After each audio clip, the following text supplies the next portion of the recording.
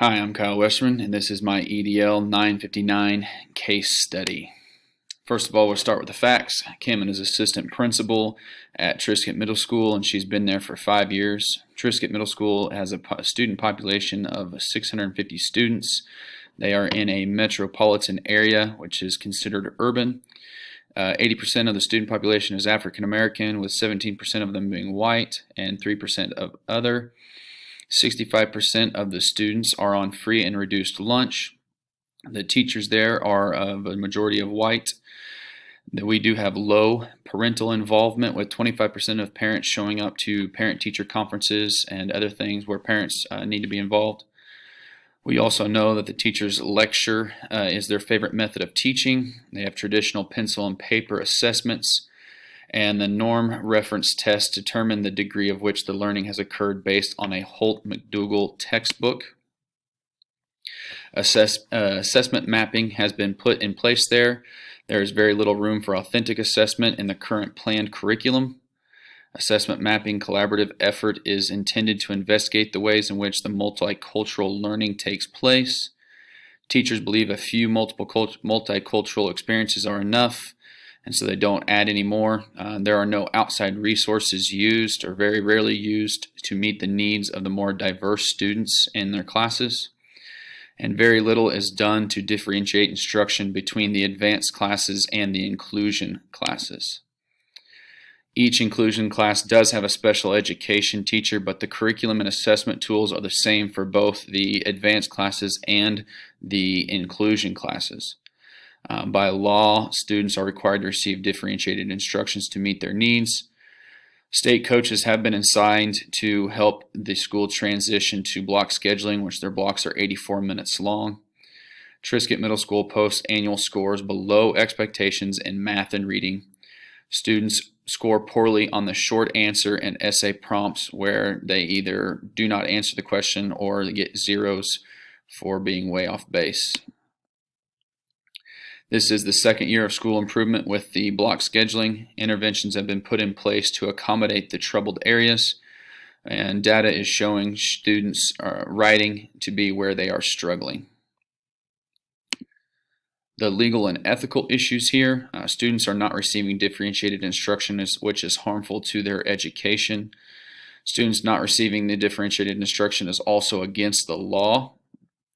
It is the teacher's responsibility to teach that variety of students that they have in their class. It is a breach of contract to not differentiate the instructions for each student.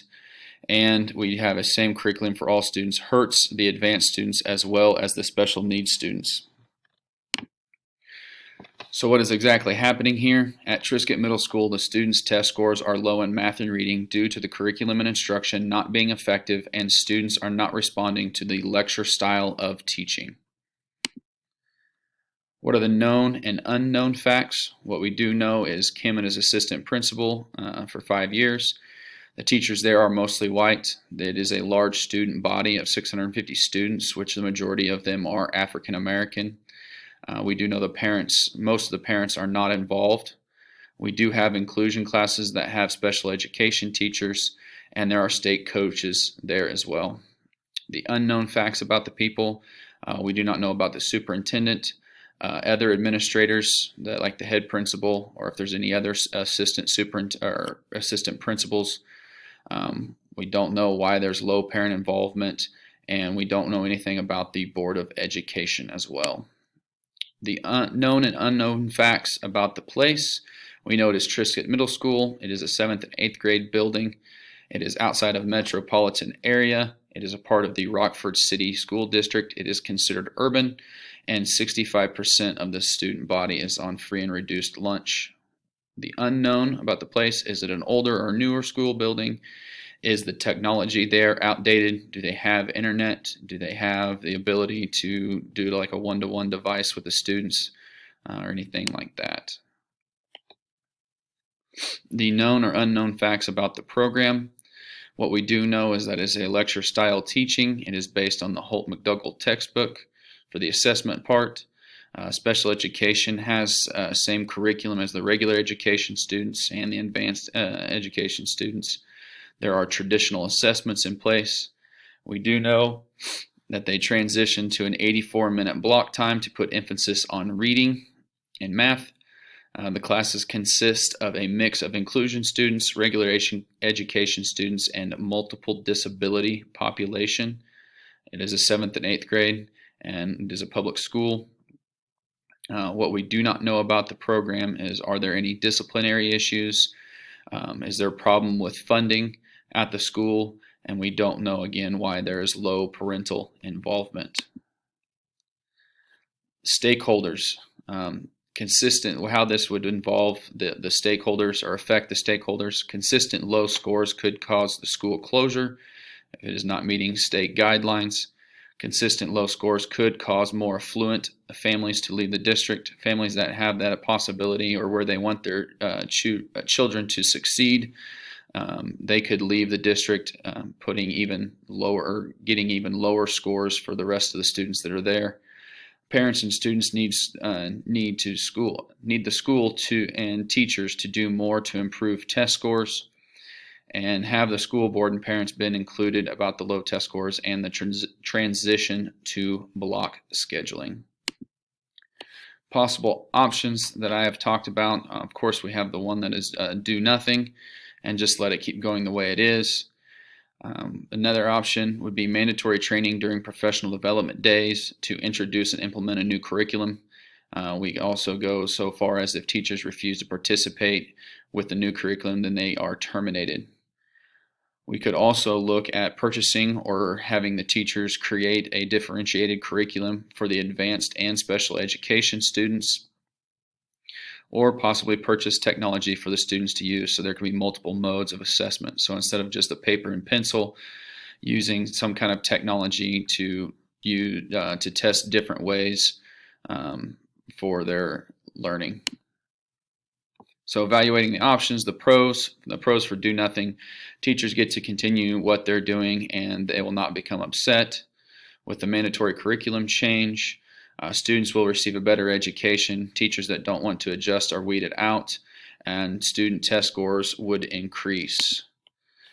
Pros for the differentiated curriculum: your advanced students and special education students will excel in each different way, and you will also now be following the law. Technology: students will have opportunity to use the technology in a correct manner and have multiple ways of providing what they have learned.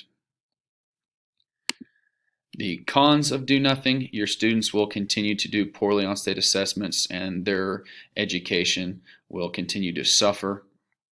Mandatory curriculum change: the con there, teachers may become upset and be reluctant to change, and they may leave, and it may be hard to find replacements for those teachers.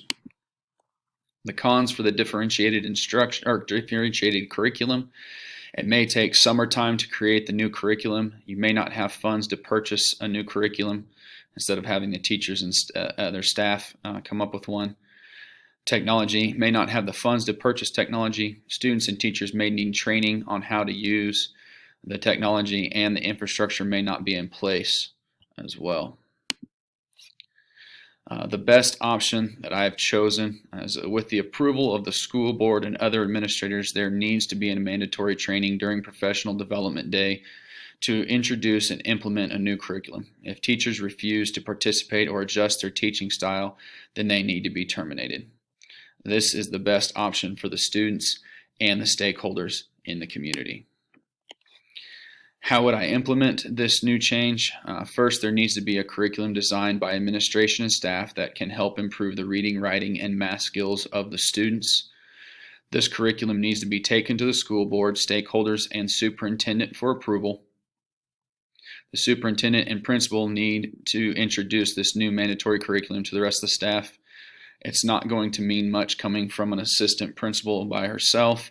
So I think that getting the superintendent and the head principal involved and saying that this is a mandatory implementation of the curriculum may have more of a foothold than just a single assistant principal doing this. And then also having the teachers a part of the curriculum design will help out as well. The new curriculum also needs to be taught and practiced by staff during paid professional development days.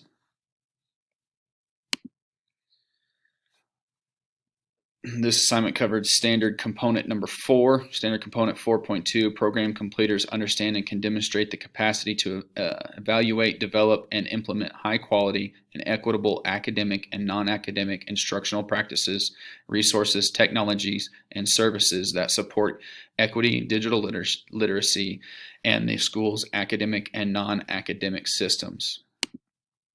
Standard component number 1, candidates understand the importance of and how to evaluate, develop, and implement high quality and equitable academic and non-academic instructional practices, resources, technologies, and services that support equity, digital literacy, and the school's academic and non-academic systems. I think I did this with the best option that I chose.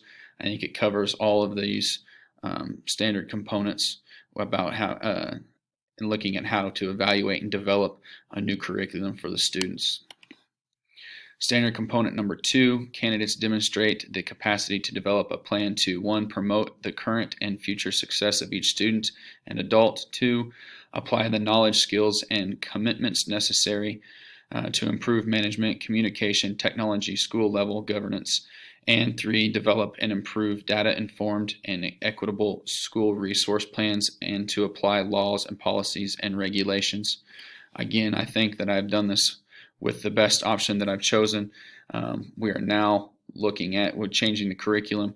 You look into obeying the laws with the differentiated instruction for special education students and advanced students. Again, changing the curriculum also would promote the current and future success of each student there. Standard component number 3, candidates use their understanding and capacity to undertake and implement this work within a school setting. And looking at my implementation, I went through the proper channels of going to the superintendent and school board first with a completed curriculum created by administration and staff, getting it approved by both the superintendent and school board first, taking it to the stakeholders to get their reaction to it, and then having it taught correctly, and then having it practiced by the teachers as well to give them a chance to learn how to use this new curriculum. Thank you. Have a great day.